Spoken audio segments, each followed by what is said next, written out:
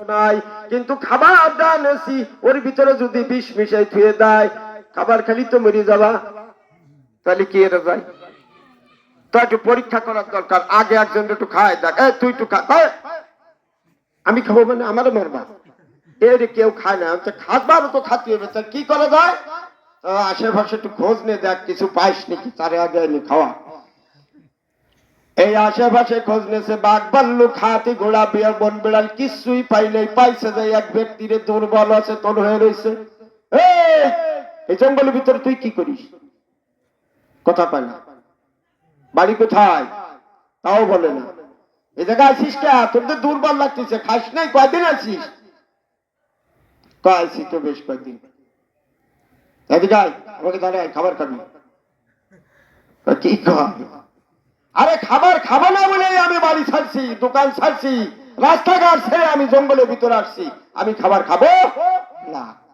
খাবি না? আবার তোর জন্য আমাকে পেটে কেঁদে লাগছে। আইনে মুকুর দিয়ে দাঁত ভাঙে গালের ভিতরে ঢোই দে। তখন বলতেছে দাঁত ভাঙ্গা লাগবে না, আমি একজনের রস শুনিয়া খাবার খাবো না বলে ওয়াদা করিয়াছি।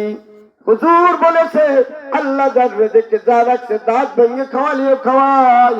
আমার বিশ্বাস হয়ে গেছে আল্লাহ দাঁত ভেঙে খাওয়াবে।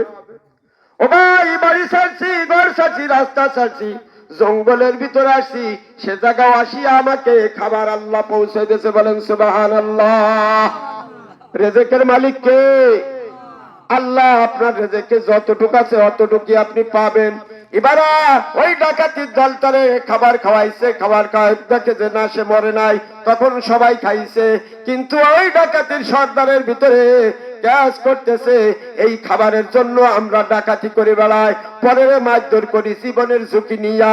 কিন্তু এই ব্যক্তি খাবার খাবে না বলে জঙ্গলের ভিতরে আসছে, আমরা তাকে খাবার পৌঁছায় দিলাম ডাকাতি করে।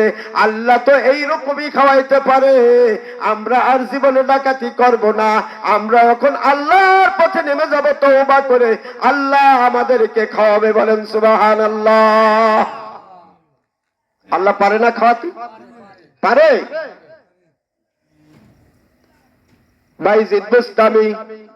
বাইজিদ বুস্তামির মা বলতেছে, বাজান এই যে কিছু স্বর্ণ মুদ্রা দিলাম, তুমি মাদ্রাসায় যাও, লেখাপড়া করো, পথিমধ্যে কোনো বিপদ আপদ আসলে আল্লাহকে স্মরণ করবা, মিথ্যা কখনো বলবা না। ডাকাতির একদল লোকজনদেরকে ধরছে, মারধর দিয়ে সব টাকা পয়সা মাল সম্পদ সব নিয়ে যাইতেছে। ছোট্ট বাইজিদ বাচ্চা ছেলে বলে ওকে ধরে নাই, ডাকাতরা ডাকাতি করে চলে যায়। এবার ওই বালক ছেলেকে বলতেছে, কিরে আমাদের দিকে তাকাই রয়েছিস কে? তোর কাছে কিছু আছে নাকি? কয় আমার কাছে আছে 40টি স্বর্ণ মুদ্রা। সুবহানাল্লাহ। পুরি সর্বনাশ, 10 জনের ডাকাতি হলে কিছু হয়নি, তোর কাছে এতটা সম্পদ রয়েছে, আর তা মানে নিজে শিকারও গেলি, কারণটা কি? কয় আমার মা বলিয়াছে মিথ্যা বলবা না। কেরবা না? মিথ্যা বলবা না। ডাকাতরা ওই ব্যক্তিকে ধরে নিয়ে গেছে। ও উস্তাদ, ডাকাতি আজকে খুব ভালো হয়েছে, কিন্তু এই ছেলেটা নিজেই ধরা দিয়েছে। কয় কেন ধরা দিল, কিসের জন্য? কয় 40টি স্বর্ণ মুদ্রা ওর কাছে ছিল, আমরা জানি না, ছোট্ট বাচ্চা ছেলে বলে তাকে আমরা ছাড়িয়া দিছিলাম, কিন্তু ও নিজেই শিকার গেছে। ও বলতেছে সত্য বলতে হবে, মিথ্যা বলা যাবে না। ডাকাত ওইটা শুনিয়া একটা গাছের দিকে তাকাইছে, দেখে যে একটা পাখি বারবার যাইতেছে আবার আসতেছে, যার বারবার যায় আবার আসে, কি জানু খাওয়াইতেছে। ওই ডাকাত বলছে, দেখ তো গাছের উপর কি দেখা যায়। তার একটা লোককে উঠায়া দেখে ওই গাছের উপরে অন্ধ একটা সাপ। কি সাপ? অন্ধ একটা সাপ ওই গাছের উপর রয়েছে, সে আহার করতে পারে না, পাখি দিয়ে আমার আল্লাহ ওই অন্ধ সাপের রিজিক পৌঁছায় দিতেছে। বলেন সুবহানাল্লাহ। এবার ডাকাতির লোক বলতেছে, ও ডাকাতির সর্দার, এমন একটা জিনিস দেখলাম। কয় কি দেখছো? কয় অন্ধ একটা সাপ গাছের উপর রয়েছে, যে রিজিক তালাশ করে নিজে খাইতে পারে না, কিন্তু আল্লাহ পাখি দিয়ে তার রিজিক পৌঁছায় দিতেছে। তুমি আর আমি মালিকের মানুষের মাল সম্পদ কেন ডাকাতি করি? তোমার আমার রিজিকের মালিক তো আল্লাহ, তোমাকে আমাকে আল্লাহ এরকম খাওয়াইতে পারে কি পারে না? ডাকাত বলে আর জীবনে ডাকাতি করব না, যাদের মালানছি তাদের কাছে মাপ চাইয়া তওবা করি এখন থেকে আল্লাহকে ডাকবো, আল্লাহ আমার আপনার রিজিকের মালিক, রিজিক পৌঁছায় দিবে। বলেন আলহামদুলিল্লাহ। আমি আপনি রিজিকের জন্য ছেলে মেয়ের লেখাপড়া শিখেছি, ভবিষ্যৎ গড়ার জন্য নামাজ বাদ দিয়ে রোজা বাদ দিয়ে ছেলে সন্তানকে লেখাপড়া শিখাই, শিখাই কি শিখাই না বলেন? এই দেশ থেকে অন্য দেশে আমার আপনার ছেলে মেয়ে ভাই বোন গেছে, গেছে না? টাকা কামাই করার জন্য। রিজিকের মালিককে ও বান্দা, তোমার জন্ম ভূমি থুয়ে মা বাপ থুয়ে আপনজন থুয়ে 7 সমুদ্র 13 নদী পাড়ি দিয়ে তুমি যে রিজিকের জন্য গেছো, ভবিষ্যৎ কুলানোর জন্য গেছো, তোমার আমার ভবিষ্যতের মালিককে জোর নাই? আল্লাহ আমার আপনার রিজিকের মালিক। দেখা যাচ্ছে কি 10 লক্ষ 7 লক্ষ 8 লক্ষ 20 লক্ষ টাকা খরচ করিয়া সাগর পাড়ি দিয়া 13 নদী পাড়ি দিয়া গহীন দূরে যাইয়া চাকরি নিছে, কিন্তু সেই চাকরিতে কোনো বেতন নাই, মারধর দেয়, টাকা পয়সা দেয় না। শেষকালে জানটা নিয়ে কোনো মতে ভাগিয়া বাংলাদেশে আইসে একখান কোদাল নিয়ে। বিদেশে যেয়েছে 4 বছর বাড়িয়েছে কোদাল নিয়ে। কোদাল ছিলেন কি ব্যাপার ভাই, ভালো আছেন? আপনারা তো দেখি না অনেকদিন, বিদেশে ছিলেন না? ভাই ছিলাম। তো নরম নরম কে কয় ভাই, জুত করতে পারি নেই, কোনো কিছু কামাই করতে পারি নেই। কামাই ঠিকই করছিলাম, মালিক দেই নেই, জীবন চলে যায়, পলাই চলে আইছি। আবার এই বাংলাদেশে থাকিয়া যারা আপনারা চাকর রাখেন নাই, সে আজ 10 লক্ষ টাকার মালিক। এরকম আছে না? নদীর কুল ভাঙ্গা কুল গড়ে, এই তো নদীর খেলা, সকাল বেলার ধনীর তুই ফকির সন্ধ্যাবেলা। আল্লাহ ভালো না? আসমান জমিন পাহাড় পর্বত সব কিছু সৃষ্টি করছে কে? আমার আল্লাহ সৃষ্টি করছে। গরিব ধনীও আমার আল্লাহ সৃষ্টি করছে। আল্লাহ পাক রব্বুল আলামিন পরীক্ষা করার জন্য আমাকে আপনাকে সম্পদ দিয়েছে। ওই সম্পদ আবার আল্লাহ বলছে ভিক্ষুককে দিবা। কারে দিবা? ভিক্ষুককে দিবা, বালা মুসিবত দূর হয়ে যাবে। দান করলে কি হয়, দান না করলে কি হয়, তার একটা ঘটনা শোনায়। এক ধনী ব্যক্তি বিয়ে শাদী করেছে, মুঠ মশান বাড়ছে, গরিবের থেকে বড় হলি একটু মুঠ মশান বাড়ে না? অনেক টাকার মালিক হয়েছে, গাড়ি করছে, বাড়ি করছে, সব কিছু করছে, নতুন বিবাহ করেছে, বউকে নিয়ে খাদ্য খাবার খাবে বলে বড় পরিবেশন করছে। পরিবেশন করার পরে স্বামী ওই জায়গা বসে আছে, স্ত্রীটি ডাক দিয়েছে, আসেন আমরা এখন খানা খাবো। খানা তৈরি হয়ে গেছে। স্বামী খুব মুস্কি হাসি দিয়া মনের ভিতর আনন্দ নিয়া স্ত্রীর সঙ্গে খানা খাইবার জন্য আসছে। যখনই খানায় হাত দিয়েছে, তখনই এক ভিক্ষুক আসিয়া বলতেছে, কেউ বাড়ি আছে? আমি 3 দিন যাবৎ খানা খাই না, আমাকে একটু খানার ব্যবস্থা করে দেন। কয়দিন? এই পোলাভান কবে না হুজুর 3 দিন কি কেউ না খেতে নাকি? এক অক্টের জায়গায় আমরা 3 অক্ট খাই। অক্ট হলো 3টে, আমরা 6 বার খাই, 7 বার খাই, সব সময় গাল নড়ে গরু ছাগলের মতো। এরকম লোক আছে আমাদের ভিতরে, তাই আছে না? সব সময় গাল নড়তে চলে আছে, খালি খালি গরু ছাগলের দোষ দেয়। ভিক্ষুক যখন ওই আহ্বান করছে, ওই বড় লোকের ভিতরে অহংকার লাগছে, এতদিন পরে একটা খানার আয়োজন করলাম আর ভিক্ষুক এসে বাধা দিল, তোরে খাবার খাওয়াচ্ছি, দাঁড়া। স্ত্রী উঠে গেছে, খানা দিতে, কয় দাঁড়াও, তুমি বসো, খানাটা আমি দিয়েছি। তা খানা নিয়ে যাও, আর আগে খানার ব্যবস্থা করি আসি। যাইয়ে ঘাট ধাক্কা দিয়ে বলছে, জাগার পাস নাই, 3 দিন না খেয়ে রয়েছি, এনে সে ব্যবসায় করছিস, ভাগ। বয়স্ক একটা লোক, যুবক লোক যদি একটা ধাক্কা দেয়, দুর্বল লোক আরো খায় না, পড়ে গেছে। পড়ে যেয়ে বলতেছে এরম তাকাইয়া, ও বাবা, তোমার মতো যুবক আমি ছিলাম, তোমার মতো ধন সম্পদ আমারও ছিল। আমি কলাম এখন গরিব হয়ে গেছি, আমি এখন বৃদ্ধ হয়ে গেছি, তোমার দরবারে আসলাম খানা চাইতে। তুমি খানা না দিয়ে আমার গাল ধরে ধাক্কা দিলে, কাজটা ভালো করলে না বাজান, আমি আল্লাহর কাছে নালিশ করে দেব। আর এক ধাক্কা দিয়ে বলছে, যা তুই তোর আল্লাহরে নিয়ে সরে পড়ে হেঁটে। স্ত্রীকে নিয়ে খানা খাইতে বসছে। স্ত্রী বলছে, কই সে ভিক্ষুক কই? তোমার খাবার তুমি খাও, ভিক্ষুককে চিন্তা দিছো কা?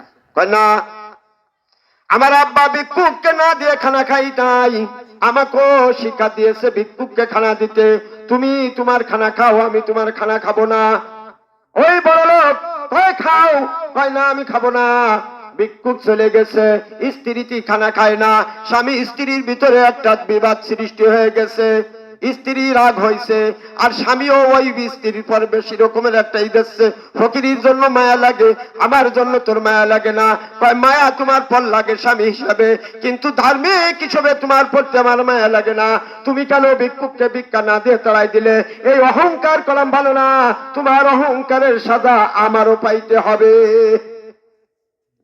আমি বড় লোকের মেয়ে, তোমাকে বড় লোক দেখে আমার আব্বা বলছে তোর কোনোদিন কষ্ট হবে না, কিন্তু তুমি যে ফকিরকে গাল ধাক্কা দিয়ে দিয়েছো, ওই ফকির বদদোয়া দিয়ে দিয়েছে আল্লাহর কাছে, তোমার এই সম্পদ টেকবে না, তোমার সাথে আমারও সাজা হবে। ইতিমধ্যে ফোন আসছে, হুজুর, জনাব, স্যার, আপনার অমুক জায়গায় ব্যবসায় আগুন ধরে গেছে, অমুক জায়গার গাড়িতে আপনার অ্যাক্সিডেন্ট হয়েছে, অমুক গরুর পাল আপনার মরে গেছে, অমুক ছাগলের পাল আপনার ধ্বংস হয়ে গেছে। এই যে অবনতি শুরু হয়ে গেছে, অবনতি শুরু হয়ে গেছে, হয় না এরকমের? এইরকম ভাবে অবনতি শুরু হইতে হইতে এক সময় ওই ব্যক্তি দুর্ভিক্ষয় পৌঁছে গেছে, মার্ডার কেসের আসামি হয়েছে। গাড়ি চালায়, গাড়িটি মার্ডার করে দিয়েছে, মার্ডার কেসের আসামি। এবার স্ত্রী বলতেছে, আমাকে তো আব্বা তোমাকে বড়লোক দেখিয়া বিয়ে দিয়েছিল, এখন তো তোমারই খাবার জোটে না, এখন আমাকে রাখবা কি দিয়ে? কয় তুমি আমাকে ছেড়ে দিয়ে চলে যাও, তোমার জান বাঁচাও, আমার বলাতে যা হয় হবে। তুমি বড় লোকের মেয়ে, তুমি চলে যাও, তোমাকে আমি তালাক দিয়ে দিলাম, তুমি চলে যাও। কারণ ওই ফকিরের উপরে তোমার মায়া লেগে গেছে, আমার প্রতি তোমার মায়া নাই। আল্লাহ আমার প্রতি নারাজ হয়ে গেছে, আমার দুর্ভিক্ষই পৌঁছায়া দিয়েছে, আমি একেবারে দুর্বল হয়ে গেছি। ওই মহিলা চলে গিয়েছে, ওই মহিলা যে আল্লাহকে বলতেছে, আল্লাহ রে, জালিম স্বামীর থেকে তুমি আমাকে হেফাজত করেছো, কিন্তু আমি তো একটা স্বামী চাই, যে স্বামীটি ধার্মিক, যে স্বামীটি আল্লাহর ইবাদত করবে, আমাকে ওই রকম একটা স্বামীর ব্যবস্থা করে দাও। আর ওই ভিক্ষুক পলাই পলাই বেড়াইতেছে, আর তারে মানুষ তালাশ করতেছে, পুলিশ তালাশ করতেছে, খাওয়ার মতো কোনো কিছু নাই, দুর্বল হয়ে গেছে। কে গেছে?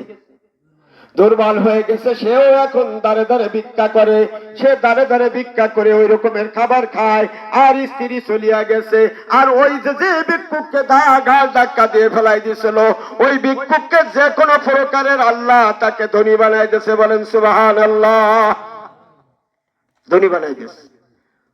রুগ্ন ছিল, সবল হয়ে গেছে, শক্তিশালী হয়ে গেছে, ওইরকম টাকা পয়সার মালিক হয়ে গেছে অল্প দিনের ভিতরে।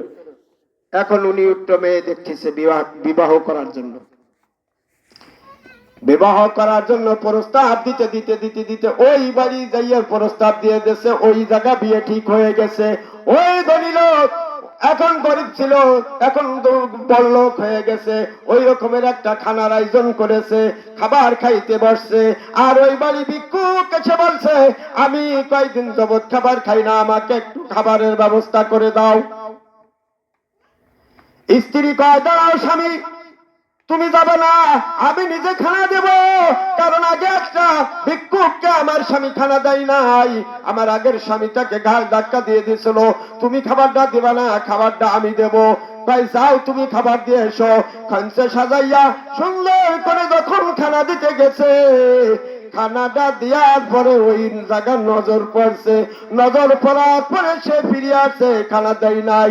আসিয়া কাঁদতেছে, কয় কান্দ কেন, ফকির কি খানা খাই নাই? কয় ফকিরকে আমি খাবার দিতে পারবো না, তুমি যাই খাবার দিয়েছো। তখন উনি ফকিরকে যে খাবার দিয়েছে, খাবার খাচ্ছে, কথাবার্তা বলতেছে। এবার বলতেছে, ভাই আপনাকে তো আমার চিনা চিনা লাগে। কয় চিনতে পারেন? আপনি কি অমুক জায়গার ধনী লোক ছিলেন নাকি? আপনার নাম কি? আপনার এই অবস্থা কা?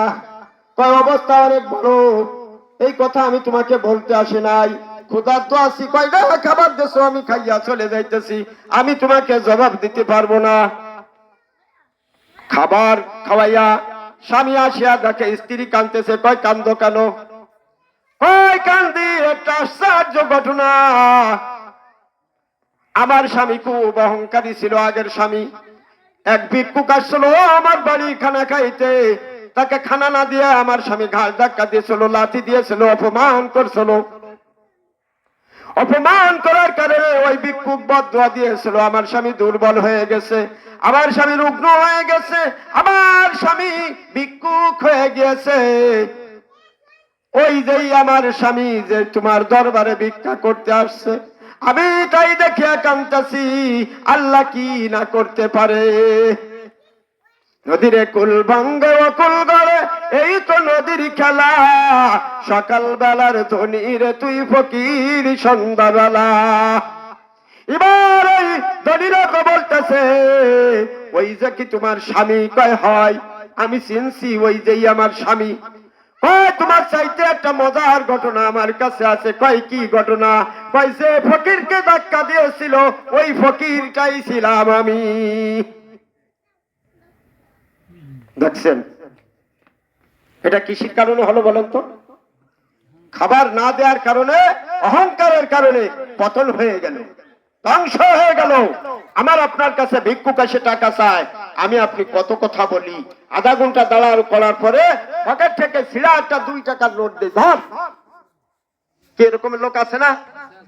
2 টাকা দিয়ে অহংকারের সাথে ধমক দিয়ে বলে, ধর, কামাই করে খাইতে পারিস না, স্বাস্থ্য তো ভালো আছে, উঁচু লম্বাও ভালো আছিস, চাকর থাকবি, নইলে আমার বাড়ি কাজ করবি, আর নয় আমার জমিতে অনেক কাজ আছে, কাজ করে খাবি, ভিক্ষা করবি না। এরকম বলি কি বলি না? তোমার শুকরিয়া আদায় করা উচিত। ওর মতো লোক তোমার কাছে হাত পেতেছে, শুকরিয়া অনুসারে 2 টাকার জায়গায় 5 টাকা দিবা। ও আল্লাহ, ওকে হাত পাতারি দিয়েছো, আমাকে দেওয়ার তৌফিক দিয়েছো, আমি দান করলাম। যে ব্যক্তি দান করবে, বালা মুসিবত থেকে আল্লাহ তাকে হেফাজত করবে। আল্লাহ রসুলের হাদিস, যে ব্যক্তি সদকা করে, যে ব্যক্তি দান করে, বড় বড় বিপদ থেকে সে হেফাজতে থাকে। বলেন সুবহানাল্লাহ। আপনারা দান করতে রাজি? বলেন। এখন চাচ্ছি না, ভয় নাই, এখন দেয়া লাগবে না। বাড়ি ভিক্ষুক আসে, অসহায় লোক আসে, তাদেরকে দান করবেন। আর দান না করলে কি ফজিলত, দান করলে কি ফজিলত হয় তার আর একটা কাহিনী বলি। আল্লাহর নবী মুসা আলাইহিস সালামের জামানায় এক দুফা কাপড় কাচতো। দুফা চেনেন নাকি? মুরব্বীরা চেনে, যুবকরা চেনে না। ওই যে হুজুর ওয়াজ করে গেছে, লেম আর কুফো। কুফো কে যুবকরা চেনে? চেনে না, কারণ ওই কেরোসিন কিরাসিন তেল আর এখন নাই। এখন বিদ্যুৎ আছে, সুইচ অফ করলেই বন্ধ হয়ে যায়, সুইচ দিলেই লাইট জ্বলে ওঠে। কিন্তু ওই কেরোসিন তেল এখন চেনে না, কি তাই না? হযরত মুসা আলাইহিস সালামের জামানায় এক দুফা কাপড় কাচতো, কিন্তু ওই দুফার একটা স্বভাব ছিল, একজনের কাপড় আর একজনের দিত, সময় মতো দিতে পারতো না। হযরত মুসা আলাইহিস সালামের কাছে নালিশ, ও আল্লাহর ওলি, আল্লাহর নবী, আপনি যে আল্লাহর সাথে কথা বলেন, আমাদের কাছে একটা দুফা আছে, দুফা আমাদের খুব জ্বালাচ্ছে, ওই দুফার জন্য আল্লাহর কাছে দোয়া করেন, দুফা যেন মরিয়ে যায়। কে এরকম বদদোয়া করবো? কা ও আমাকে খুব জ্বালাচ্ছে, ওদের কাপড় চুল ঠিক মতো দেয় না, একজনের তার একজনের তার পোড়াই ফেলায়, ওর কাছে আমরা খুব অসুস্থ হয়ে গেছি, একটু দোয়া করে যেন মারি ফেলাম। আল্লাহ পাকের কাছে হযরত মুসা আলাইহিস সালাম যায় দোয়া করছে। আল্লাহ বলেছে, দুফা আজকে কাপড় কাচতে যাইয়া আর জীবিত ফিরে আসবে না, দুফা মৃত্যু অবস্থায় আসবে, তোমরা দেখতে পাবা, লোকজনদেরকে জানাইয়া দাও, দুফা আজকে কাপড় কাছে আর জীবিত ফিরে আসবে না। এই ঘটনা যখন ছড়াইয়া দিয়েছে, লোকজন হাউমাউ করতেছে দেখার জন্য, সব লোকজন আসছে, সিরিয়াল দিয়ে দেখতেছে দুফা আজকে মৃত্যুবরণ করবে কি করে। আল্লাহর ওহী নাযিল হয়েছে, মুসা বলেছে কথা কি রকমের সত্যি হয় দেখবো। দুফা কাপড় কাচার জন্য গেছে 3টা রুটি নিয়া। কয়টা রুটি? উনি হাফ টাইম করবে, কাপড় কাচার মাঝে একবার ছিড়াইয়া 3টা রুটি খাইয়া আবার কাপড় ধুইয়া তারপরে বাড়ি চলে আসবে। কিন্তু পথিমধ্যে এক ভিক্ষুক এসে বলতেছে, দুফা ভাই তোমার এই গাঠটিটাও বড় দেখা যাইতেছে, এই গাঠটির থেকে আমাকে কিছু খাবার দাও। ভাই এর ভিতরে কোনো খাবার নাই, এটার ভিতরে কাপড়। ভাই তোমার কাছে কি কিছু নাই খাবারের? কয় আছে, আমার গাঠটিটা ধরে একটু নামাও।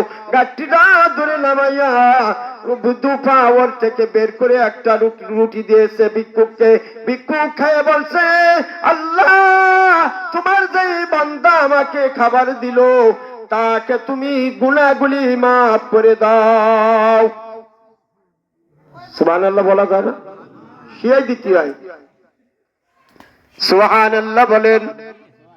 একটা রুটি দেওয়ার পরে ভিক্ষুক দোয়া করলো, আল্লাহ তোমার সমস্ত গুনাহ মাফ করে দেয়। দুপার বড় সুন্দর আনন্দ লাগছে, কত সুন্দর একটা দোয়া। আর একটা রুটি খা, আর একটা রুটি দিয়েছে। এরপরে বলছে, আল্লাহ দুনিয়ার ভিতরে যত বিপদ আছে সব বিপদ থেকে তুমি যেন আল্লাহ তোমাকে হেফাজত করে। দুপার আবার ভালো লাগলো।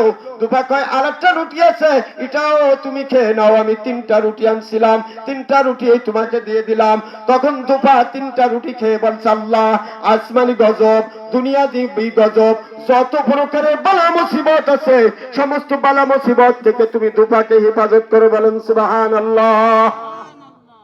দুপা 3টা রুটি দিয়ে ভিক্ষুককে দোয়া নিয়ে কাপড় কাচতে গেছে। ওই জায়গা বিষাক্ত এক সাপ আল্লাহ ফিট করে থইছে।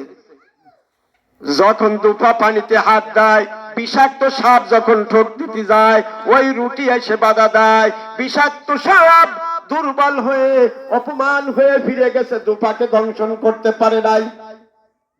দুপা কাপড় কাছে কাপড়গুলো সুন্দর করে বোঝা মাথায় করে নিয়ে চলে আসতেছে। আমার আপনার মতো সব লোক তাকাই রয়েছে, কি ব্যাপার? দুপার তো মৃত্যুবরণ করার কথা। দুপা এই ঘাটটি নিয়ে সুন্দর ভাবে রফ রফ করতে করতে চলে আসতেছে। তাইলে মুসা এই জামানার নবী, সে কি আমাদের কাছে মিথ্যা বললো?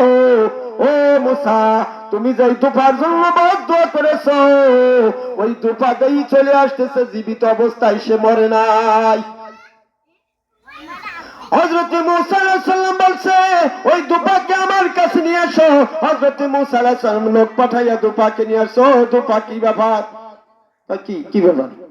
ব্যাপার তো আমি কাপড় কাছি প্রত্যেকদিন ধুয়ে নিয়ে এসে তাই আছে আমার কাছে ব্যাপার।